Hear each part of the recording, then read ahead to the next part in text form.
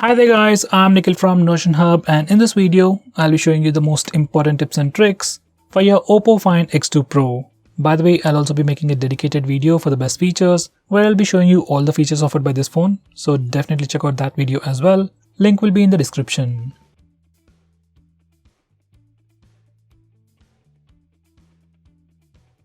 First, I'll start off with the navigation gestures. On this phone, it's called as swipe gestures from both sides. And once you turn it on, you get some extra options at the bottom. Make sure you enable switch to previous app toggle and vibrate on back navigation toggle. And once you're done, this is how the navigation gestures work. To go home, you can swipe from the bottom of the screen. For recent apps, you can swipe and hold. Now to go back a step, you can swipe from the left side or the right side and it takes back a step. For Google Assistant, you can swipe from the bottom left corner or bottom right corner diagonally to trigger Google Assistant. And every time you use these gestures or even the back button, you also get a subtle haptic feedback. Besides that, you can also swipe left or right on the bottom of the screen to quickly switch between applications, just like on iOS. Next, we have swipe down gesture on the home screen. By default, it is set to search or global search. Once you do a swipe down gesture, you can search for application names or even contacts directly from your home screen.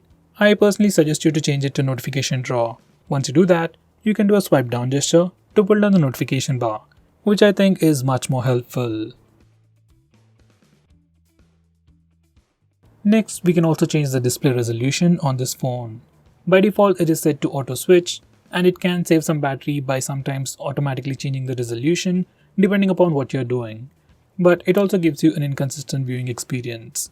Personally, I would suggest you to keep it at the highest resolution to get the best experience. It affects the battery a little, but it adds to the overall experience, and we are paying for the best experience.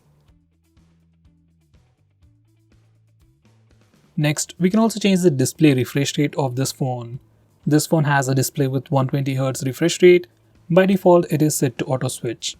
It can save some battery, but sometimes can give you an inconsistent experience. So I'll suggest you to stick with the highest refresh rate. It affects the battery a little, but gives you a much more consistent experience.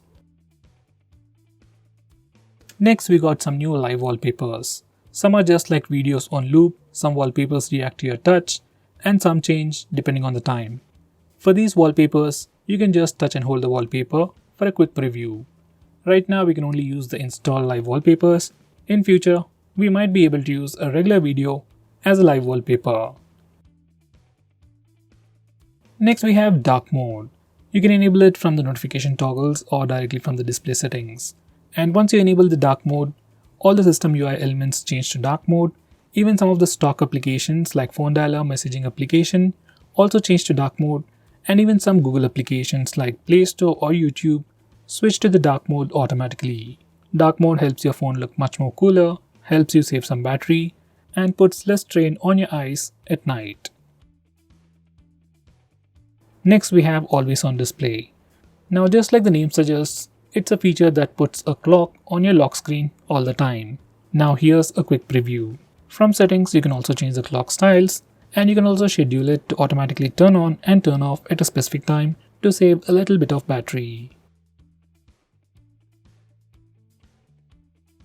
Next, I'm going to show you different ways to take a screenshot on this phone. So first, we have the normal way where we can use the buttons. Just press the volume down and power button both at the same time to take a screenshot.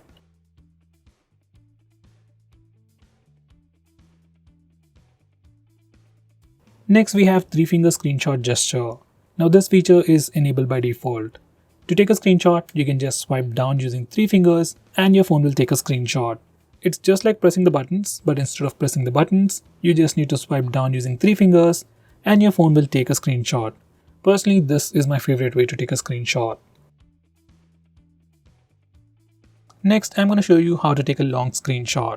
For that, first take a regular screenshot and then click on the preview. Now select scroll. Now you need to scroll the page. And once you're done, you'll get a long screenshot. Finally, we have partial screenshot. To take a partial screenshot, just place 3 fingers on the screen for a second and then slowly swipe down. Once you do that, you'll get a preview window and then take a partial screenshot. You can also resize this preview window to get an accurate screenshot. Next, we have some quick shortcuts whenever you take a screenshot. So every time you take a screenshot, whether it's with the buttons or the gesture, you get a preview on the screen and you can swipe that preview up to share that screenshot. And you can swipe it down to take a long screenshot. You can also swipe the preview to the side to dismiss it. Next, I'm going to show you how to disable lock screen magazine, or you might even call it dynamic wallpaper on the lock screen. First, here's a quick preview of the lock screen, and every time you lock your phone or every time you come to the lock screen, we see a different wallpaper. Some people like it, some people don't, especially I personally don't like it.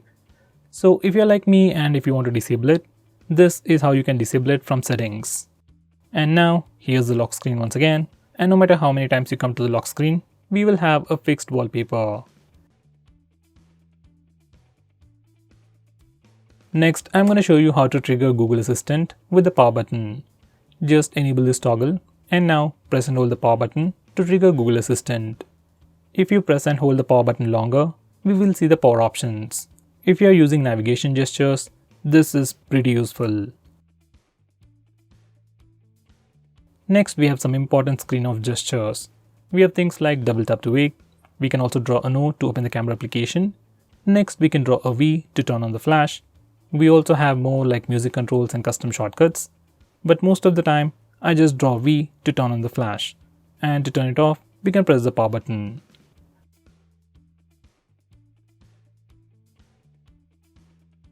Next, we have a pretty cool shortcut to start or open split screen mode. This feature is enabled by default.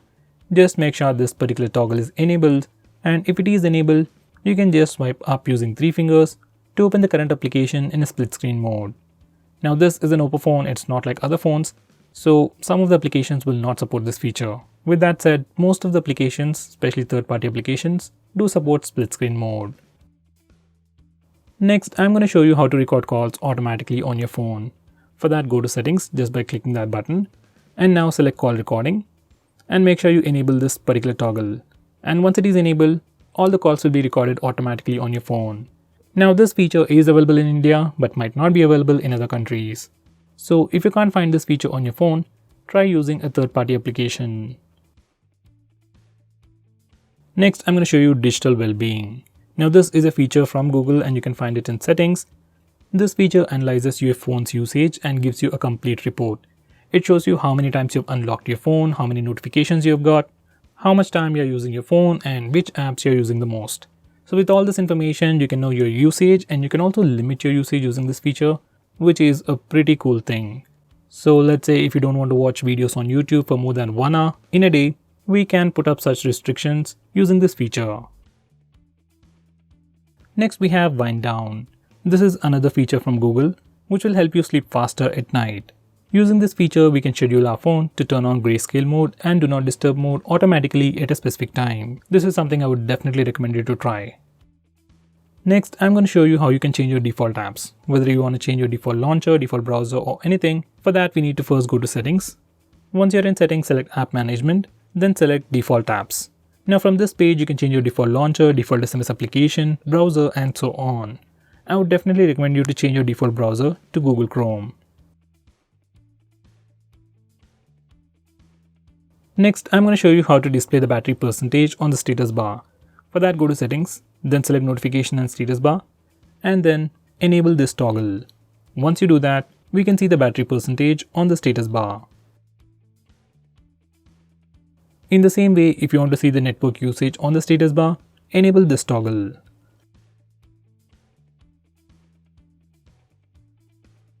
Next, I'm going to show you how to display the RAM information on the recent apps page.